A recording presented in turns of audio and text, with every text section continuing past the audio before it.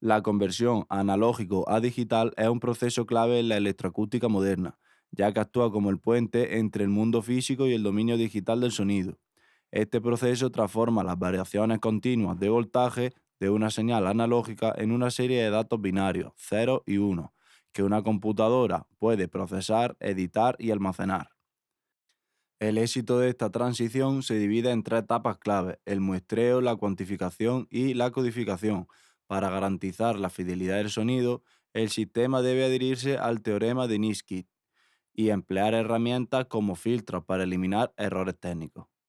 La calidad final del audio digital depende directamente de la frecuencia de muestreo y la profundidad de bit seleccionada. El proceso de conversión no es instantáneo, sino que se divide en una serie de pasos lógicos para mejorar la calidad del audio capturado. En primer lugar, veremos el muestreo, o también conocido como sampling. En esta etapa se divide el eje del tiempo, eje X, en partes pequeñas, y consiste en tomar fotografías instantáneas del voltaje de la señal analógica en momentos precisos. La frecuencia de muestreo es la velocidad a la que se toman las muestras, medida en hercios, y en la industria se mide en 44.100 muestras por segundo, es decir, 44,1 kHz, y en audio profesional 48 kHz, 96 kHz o hasta 192 kHz.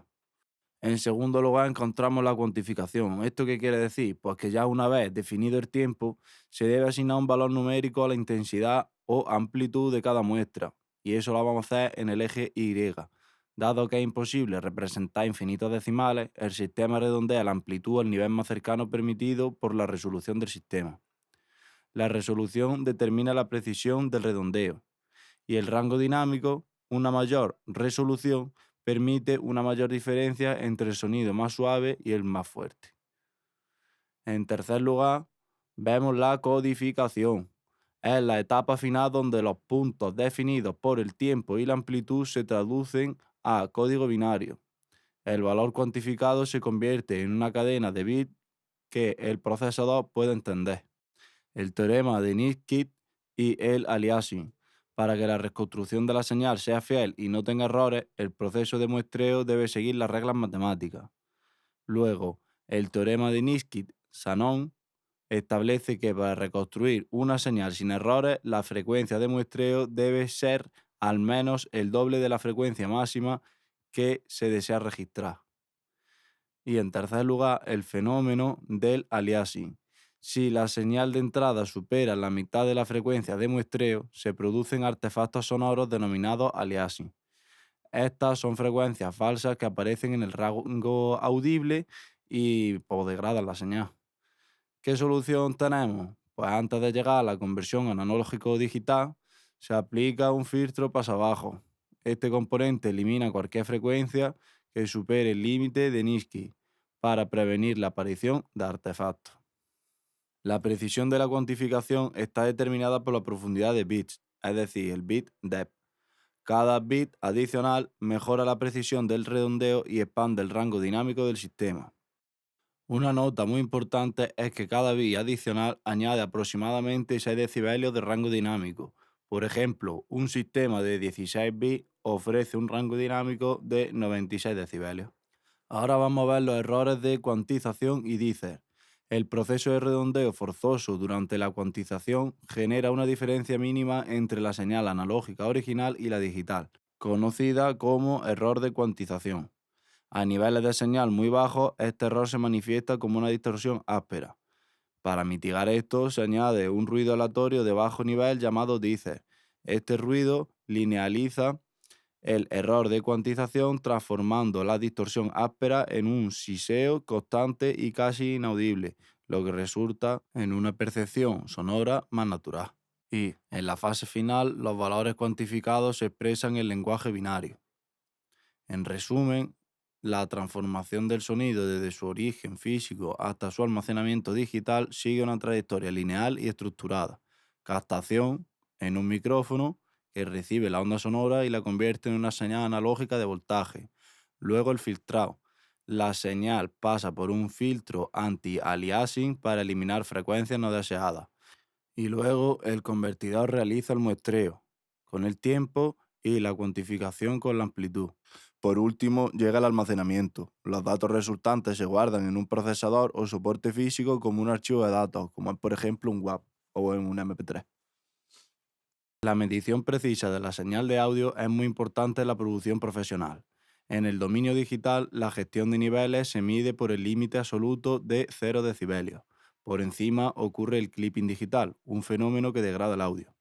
En esta presentación se explican las herramientas visuales para supervisar la amplitud desde medidores de pico instantáneo hasta sistemas avanzados de medición de sonoridad percibida, llamada LUFS.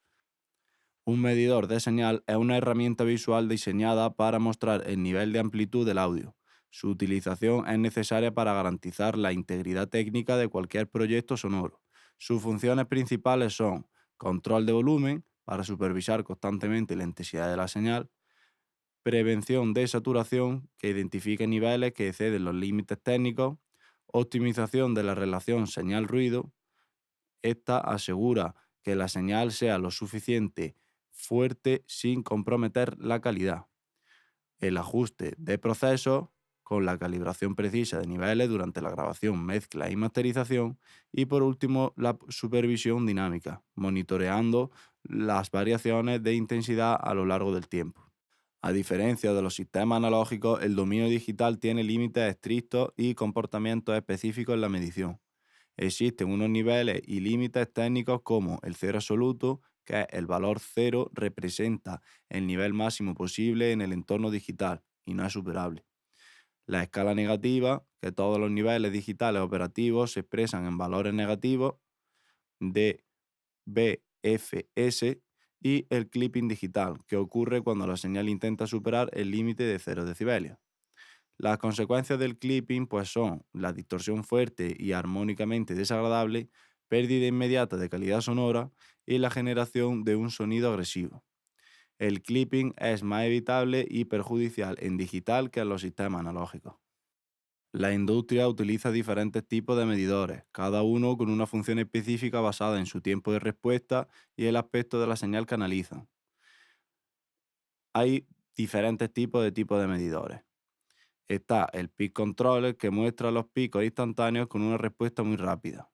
El RMS Meter mide el promedio de energía con una respuesta más lenta que el Peak Meter. El BU Meter digital simula el comportamiento de medidores analógicos con respuesta lenta y musical. Por otro lado, encontramos el Peak Program Meter, que combina la rapidez de lectura de picos con una visualización más estable. Y por último, el Loudness Meter mide la sonoridad percibida por el oído humano en unidades LUFS. Un concepto muy importante también es el headroom, que es el margen de seguridad. El headroom es un margen de seguridad que existe entre el nivel de señal y el punto de clipping 0 dB. Un ejemplo: si una señal trabaja a menos 12 decibelios, dispone de 12 decibelios de headroom. En la producción musical profesional se recomienda mantener un margen de seguridad de entre unos menos 18 y menos 6 dB. Por otro lado, el True Peak Controller calcula los picos reales reconstruidos para evitar distorsiones invisibles para medidores normales. Es una herramienta muy importante en los procesos finales de masterización y para la preparación de archivos destinados a plataformas online. Por otro lado, la medición de LUFS se ha convertido en el estándar global para regular el volumen percibido en diversas plataformas de distribución, evitando la guerra de volumen. Los valores de referencia para Spotify y YouTube, que son las plataformas musicales más importantes, son aproximadamente de menos 14 LUFS. Expliquemos ahora las conexiones digitales. Ahora hablaremos sobre los principios fundamentales del procesamiento de audio digital, centrándonos en el flujo de señal, la conversión entre dominios y la optimización técnica del sistema. Los puntos críticos identificados incluyen el proceso de conversión de señal analógico a digital y viceversa, la importancia de la interfaz diferencial para la cancelación de ruido y la gestión crítica de la latencia mediante el ajuste del buffer. Se destaca que la estabilidad del sistema depende directamente de la configuración de los controladores, llamados drivers, y de la aplicación de la regla de oro, que exige tamaños de buffer en múltiplos de 2 para evitar artefactos sonoros.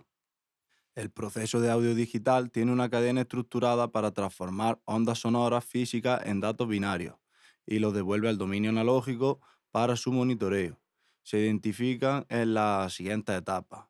Primero, captura y entrada analógica. La señal se origina en micrófonos, vía XLR o instrumentos, se gestiona mediante selectores de línea o instrumento para asegurar la integridad de la señal y con el rechazo en modo común, el sistema ofrece un rechazo superior a 80 decibelios a 1 kHz para minimizar la interferencia externa. En segundo lugar, la preamplificación y el control.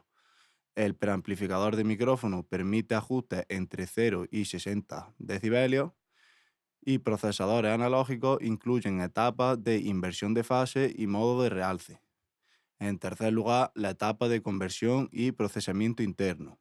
Analog to Digital Converter realiza la captura de datos mediante muestreo y cuantización. Soporta una resolución máxima de 24 bits y frecuencias de muestreo de hasta 192 kHz.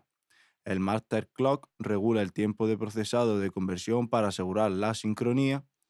El bus de audio digital transporta la información binaria dentro de la interfaz y, por último, Digital to Analog Converter reconstruye la señal digital en impulsos eléctricos analógicos mediante filtros activos para su salida posterior. La interferencia diferencial y cancelación de ruido. Un componente esencial para la fidelidad del audio es el uso de señales balanceadas en la interfaz diferencial. Este método se basa en un principio matemático de cancelación de fase para eliminar el ruido electromagnético inducido en los cables. La fórmula de cancelación, siendo A la señal de audio y N el ruido inducido, pues sería la siguiente fórmula. A más N menos A más N igual a 2A. El mecanismo quiere decir que al invertir la polaridad de una de las señales y sumarla en el destino, el ruido, que tiene la misma polaridad en ambos conductores, se cancela, mientras que la señal de audio se refuerza. Ahora hablaremos de la relación entre el buffer y la latencia. La gestión del buffer es un factor determinante para el rendimiento del sistema en tiempo real. El buffer actúa como un espacio de almacenamiento temporal de muestras, antes de ser procesadas por la CPU o el DAO. Hablemos ahora de los diferentes estados del buffer. Con un buffer pequeño de unos 32 y 64 samples es lo ideal para las grabaciones, ya que no vamos a tener latencia. Va a ser un poco negativo para la CPU, ya que va a sufrir una alta carga de procesamiento y también podemos encontrar riesgos como glitches o chasquidos si la CPU se satura. Esto es muy recomendado para la captura y la monitorización. Por otro lado, si tenemos un buffer muy grande, va a tener mucha latencia, la carga de CPU va a ser muy baja, por lo que vamos a tener más estabilidad y no va a ser apto para el monitoreo en vivo. Pero tener un buffer grande es bueno para realizar una mezcla y una postproducción. Una nota importante es que la latencia total del sistema es la suma de los tiempos de conversión, el tamaño del buffer, el procesamiento de host, la conversión DA y la transmisión vía USB. Por último, hablemos de los controladores, también conocidos como drivers, y la optimización. El software controlador es un puente de comunicación entre la interfaz de audio y el software de audio, gestionando la transferencia de datos, los formatos y la frecuencia de muestreo, protocolos y opciones de software. Encontramos el ASIO Core Audio, ASIO for All V2 y el Flex ASIO. El ASIO Core Audio tiene protocolo de baja latencia y es esencial para el audio profesional. El ASIO for All V2 es un controlador universal básico para sistemas que carecen de drivers nativos. Y por último, el Flex ASIO es una alternativa gratuita que ofrece mayor flexibilidad de configuración. Por otro lado, hay una regla de optimización técnica, que aquí encontramos la regla de oro y la funcionalidad Full Duplex. La regla de oro sirve para garantizar la estabilidad y evitar clips o chasquidos digitales. El tamaño del buffer debe configurarse siempre en múltiplo de 2. Y la funcionalidad del Full Duplex permite la comunicación bidireccional simultánea, entrada y salida de audio, sin interrupciones.